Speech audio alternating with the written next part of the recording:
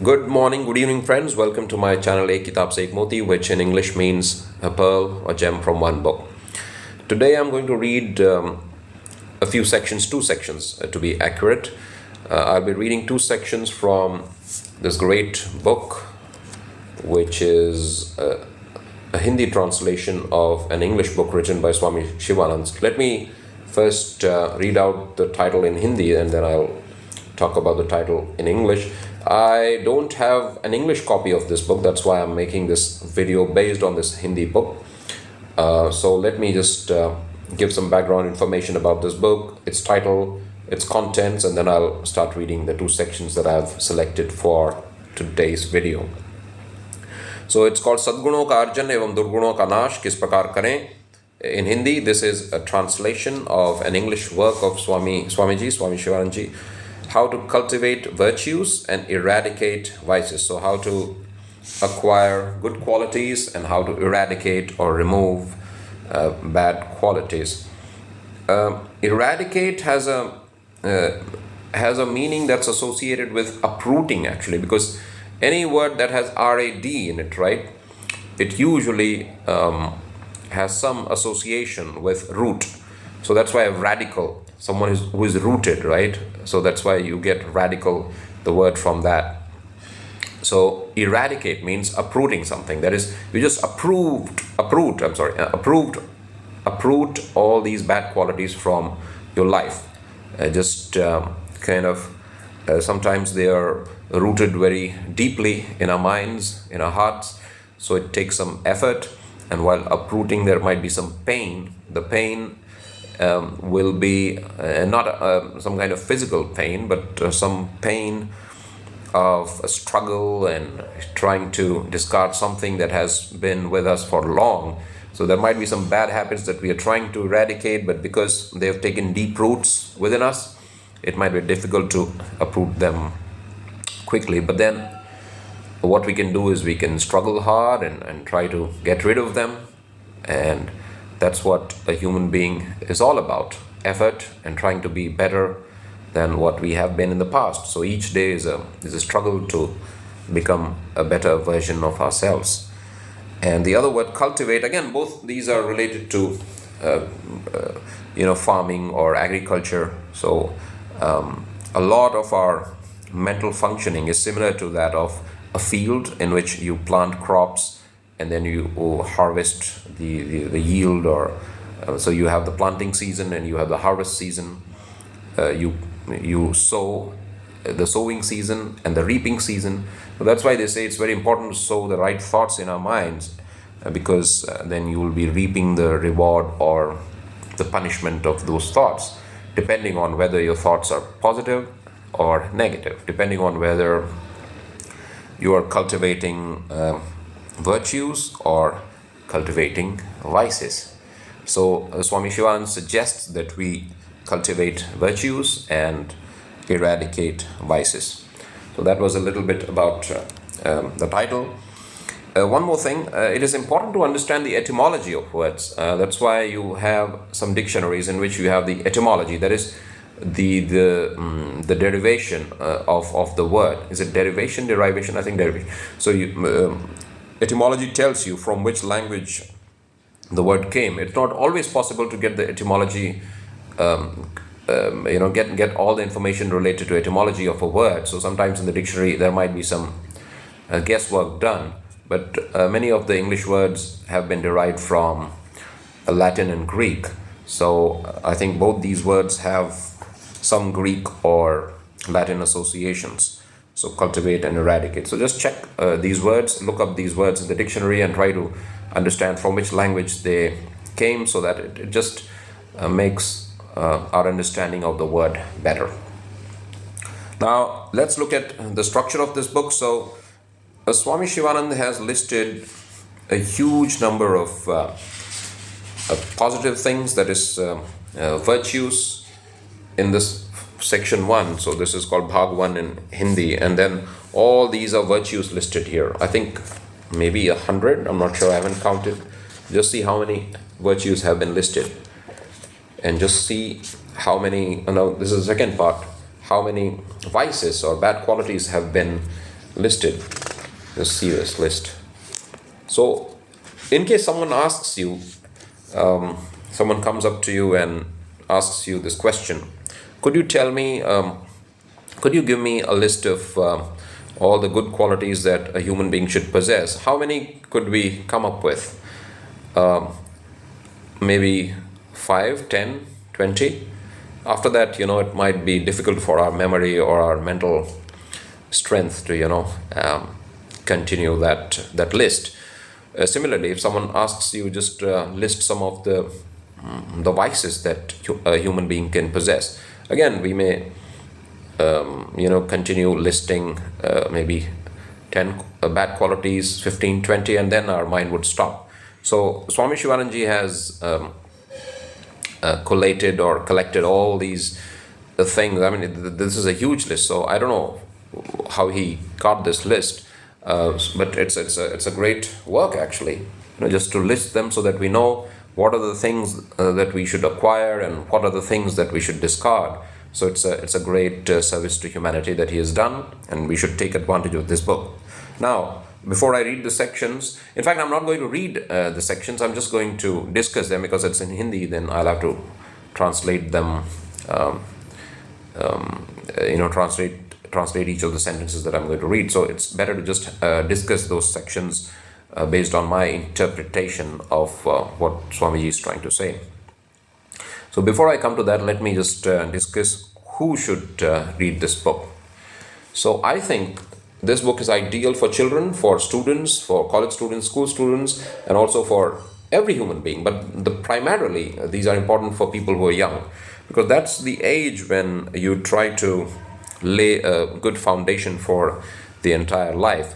So I think children should read this book, parents should buy this book for them, or parents could sit along with their children and have a reading session. So the father or the mother reads a section from that, and then you encourage a discussion among your children. So that's how you kind of reinforce these qualities and let them know why, what virtues are, what vices are, and why we should discard vices and why we should acquire virtues. So it's very important for them to understand why we need to do these things.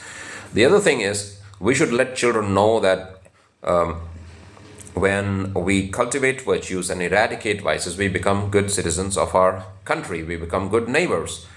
We become good friends. We become good members of society. I mean, who would want a neighbor who possesses all these bad qualities that have been listed here? I mean, we won't like to be neighbors of people who have these vices. Let me just mention some of the vices. For example, would you like to have a neighbor who has all these bad qualities? Ahankar, that is maybe pride, krodh, anger, lobh, greedy. So atmastuti, that is praises himself. Rishwat khori is like someone who accepts bribe.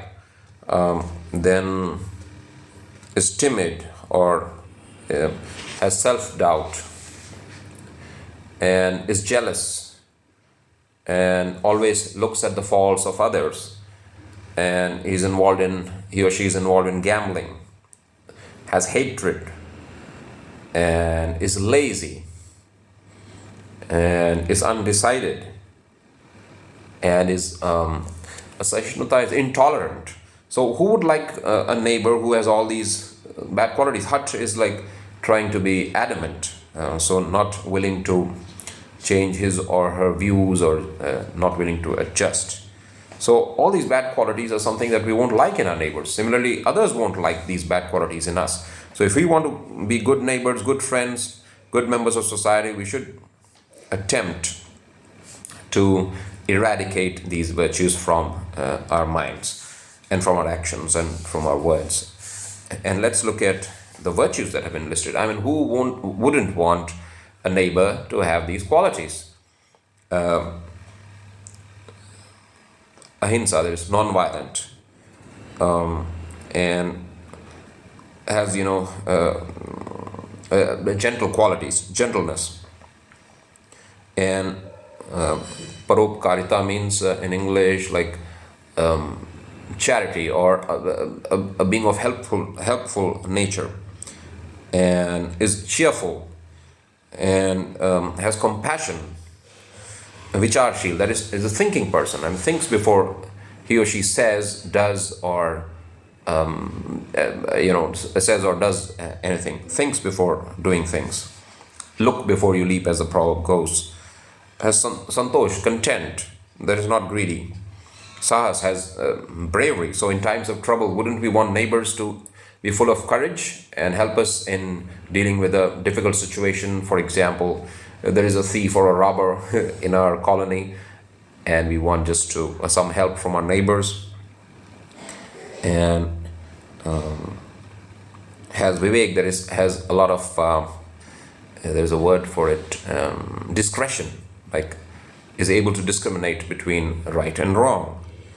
Titiksha has great powers of patience or ability to endure pain.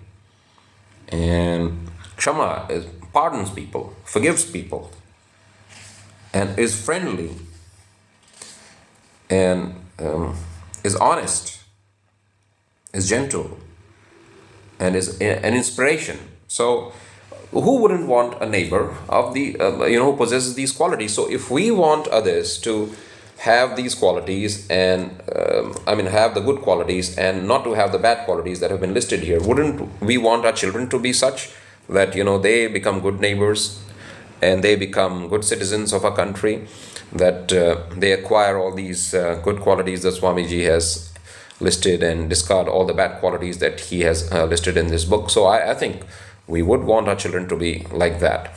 So I recommend this book. You can buy it in English or Hindi or any other language that you are comfortable with. I think his books are available in many languages of our country, and even French and maybe other foreign languages, I'm not sure. But you can buy an English copy from the website, a website maintained by the Divine Life Society publication. So you can Google this thing. The books of Divine Life Society are easily available. I think you can get these from Flipkart, Amazon, or even Exotic India. And I think the Divine Life Society maintains its own website as well. So this is a great classic. Now I'll just, without turning to the section, I'm just going to recall what I just read out in one of my Hindi videos, and I'll try to summarize the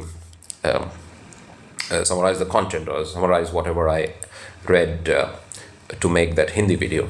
So I'm going to discuss one virtue that Swamiji mentions, and I would mention one vice that he mentions, and then we'll close the video. So the quality that Swamiji talks about is regularity and punctuality. So he suggests that we learn from nature, that we observe nature. Just look at the sun, the moon, the seasons, and they all follow a pattern, a system, a regular cycle actually, and they are punctual. They do their duty on time, and that's why this entire universe takes advantage of that regularity. That's how we are able to plan. We know that the sun will be out in the afternoon, and based on that, the farmer cultivates his field, right? Sows in due season and reaps in due season. There is a time for planting, there's a time for harvesting, a time to sow, a time to reap. So nature works in a regular pattern, and that's why we can learn from nature, and that's why nature is so effective and efficient. That's why the sun is so powerful, I think, because the sun is very regular. So these are things that we can learn from. It's very important to observe nature. That's what all the religious books also suggest, that we look at nature, observe its activities, and then we try to learn something from the way nature functions. The advantages of regularity are these. Some of these advantages follow from being regular. So your health will improve when you sleep on time, when you get up on time. Your health will be better. You will be able to do more work. Your efficiency will improve because when you're regular and when you know that it's time to do a certain activity, your, I think, body clock, or I don't know whether it's called body clock or biological clock, will be activated, and you'll start functioning in a better way. So you know that it's time for work, so you'll be working. It's time for exercise, so you'll exercise. So your health will improve, your ability to be efficient or to be productive will improve. So you will not only work better, you'll be more productive. That is, you'll accomplish more within a given time frame when you are regular, and you will be considered a good employee or a good businessman if you can deliver on time. So keeping our word is important. I think there is a saying which I'm trying to recall. It's undercommit and overperform. So it's better to say that I'll do a certain thing by a particular time and deliver it before that. So that really improves our trustworthiness, actually. Although it's very hard to practice, but we should try. It's all an attempt to become better each day. Perfection is an ideal. I don't think anyone on this earth can be perfect ever, but perfection is an ideal. We keep approaching that, and so ours is just to attempt that, and the rest is in the hands of God. So do your best and let God do the rest. So these are some of the advantages of being regular. And how do you become regular? You can make a spiritual diary, which I mentioned in one of my videos on becoming a good orator, based on one of the books written by Swami Sivananda, How to Be Successful in Life and God Realization. So the last few pages of that book discuss the spiritual diary. So I'll make a video on that. But the basic idea is that you have a table, maybe an Excel sheet, or just draw a table in your notebook, and one of the columns will contain the questions that you should answer daily. So answer these questions. For example, when did you go to sleep? When did you get up? What did you do exercise? Did you do some physical exercise today? Did you read some good book? Did you think about your career, or did you think about how to improve yourself in the area of your work? If you're a businessman, did you think about your customers? Did you think about improving your product or service? So just ask these questions daily and be regular in answering them, so that your whole outlook and behavior and attitude changes. Did you maintain a positive attitude today, throughout the day? Were you cheerful? Were you honest in your dealings with others? Were you able to deliver things on time?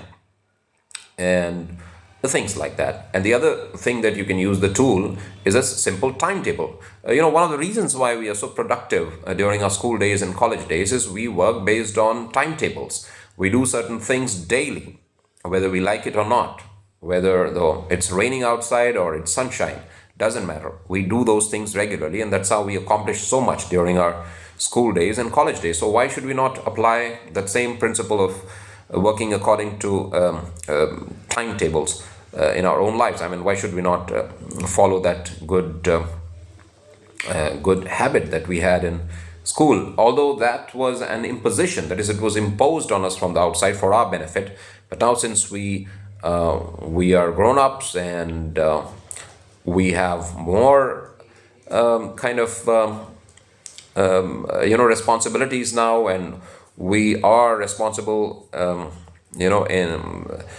for our lives, or we are responsible for designing the course of our life. So why should we not use a timetable for our own lives? So just again, for a timetable, you just need a column, a table with a column for one column for the time segment that you have decided to do some task in. So you just decide what time segments you'll have in your timetable, and then you need to put the activity within those time segments and be regular in that. Just, for example, have some reading time daily, have some thinking time daily, allocate time for exercise, allocate time for your customers if you're a businessman, or your product or service, and if you're an employee, allocate some time for self-improvement in the area that you work in. For example, if you're a technical writer, just work on your grammar, your vocabulary daily.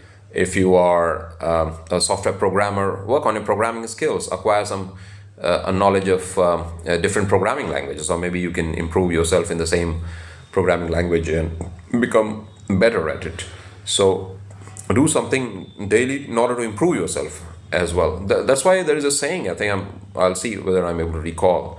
So a wise person is the one who sharpens the axe as well. I mean, give an axe to a wise woodcutter, and he or she would spend some time sharpening that axe so that it cuts better, instead of just directly starting to act.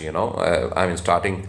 You start cutting a tree with a blunt edged axe, and you'll be less productive. But you first spend some time sharpening it, you'll be doing more. Your productivity will increase. You'll get more results with the same actions.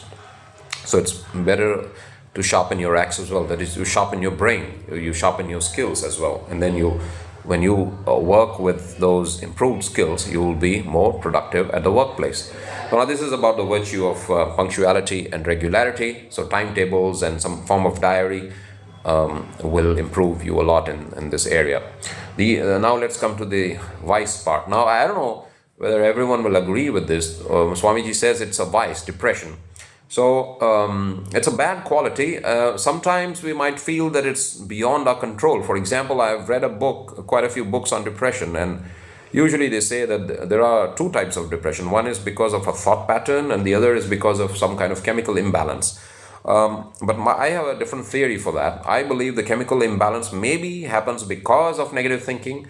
So are the doctors or the physiologists sure that it's the other way around? That is, because of some physical defect, we start thinking in a particular way. For example, some brain chemical imbalance. My theory is that you think positively and you will change the chemical balance in your brains. For example, some people say Einstein had a different brain. There were some gaps in some of the grooves of the brain, I think. The gaps were wider than they are in normal human beings, and that's why he was able to think about the special theory of relativity and the general theory of relativity. And my theory is different. Again, it's a theory. I don't have any scientific evidence for these. I believe because Einstein strained his brain and he worked hard using his brains, the gaps widened. So that's my theory. So it's not that material things determine thoughts. I think thoughts determine material things as well, which Marxists might disagree with. I'm not sure whether they disagree with this or not, but I think the Marxist philosophy starts with the material nature, and then it says that material nature evolves based on some actions, and then the thinking power improves, and then further action and better action improves our thinking processes further, and so on. It's a spiral. So anyhow, Swamiji considers depression a vice. So let's just stick to his categorization of depression. And he says that depression is a state of mind that can be changed using some of these actions. For example, you can chant Om or any other mantra, depending on your religion, or any other spiritual or holy word that you can chant. So for example, if you're a Hindu, you can chant Om several times loudly, or Ram, or any other name that appeals to you. If you are a follower of any other religion, you can use the names that appeal to you, and you'll derive the same results from that. This recitation of the holy name, or the chanting of the holy name, has been practiced in almost every religion, I think. So there is some reason why we chant, so that because of the positive vibration, you feel better. Then you can take walks. You can go for a long walk outside. You spend some time in nature amid greenery and natural beauty. Fresh air, fresh water have the power to transform your mind, make them positive instead of negative. You can walk along the seashores if you're lucky, but that doesn't matter. I mean, if you have any rivers in your area, just walk along the banks of the river and take advantage of that flow of the water that has some positive effect on our thinking processes. And then you read some good positive books, listen to some positive things. Swamiji recommends his own speech. He used to deliver a lot of speeches, positive speeches. So I think know thy real nature or something like that. So you can just search for the positive speeches of Swami Shivananda. You'll get a lot of videos and audios on his talks, and listen to them often. Or if you prefer any other speaker, just listen to those positive talks. Then read the holy books of your religion. Swamiji mentions too the Avadhut Gita, which is all about self-knowledge and considering oneself free as a bird and without any limitations. And the other one is the Upanishad. So it's one of the holiest books of Hinduism. So you can derive a lot of power and positive thinking from reading the Upanishads. That's why Swami Vivekananda used to recommend the Upanishads to the youth of India. I believe youth and old age, these are in the mind, so everyone should consider himself or herself young unless we are breathing, because age is something related to the body, but the spirit should forever be young. So if the spirit is young, that will show in your voice, it will show in your actions. So just be young at heart. That's what I think Swami Vivekananda used to stress. And these are some of the things. One more thing he said is like just take a cup of coffee or tea. Although some people might laugh and say, does it really eradicate depression? I think it just gives us some energy. Sometimes we don't feel like doing something, and so we need some some little boost of energy, and so these drinks do help. So have a cup of coffee or tea and just revitalize yourself. And the other thing he mentions, which I'm just forgetting now, is I think it's related to, I think I talked about reading books, the holy books. I think, let me just check. In fact, I had it in my mind. It's page 219. So let me see whether I have missed something of importance or not.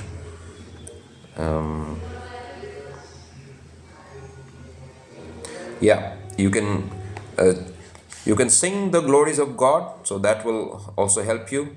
And if you like playing any musical instruments, you can do that. He mentions the harmonium, so any musical instrument that you like, you can play that musical instrument. And that's it, I guess.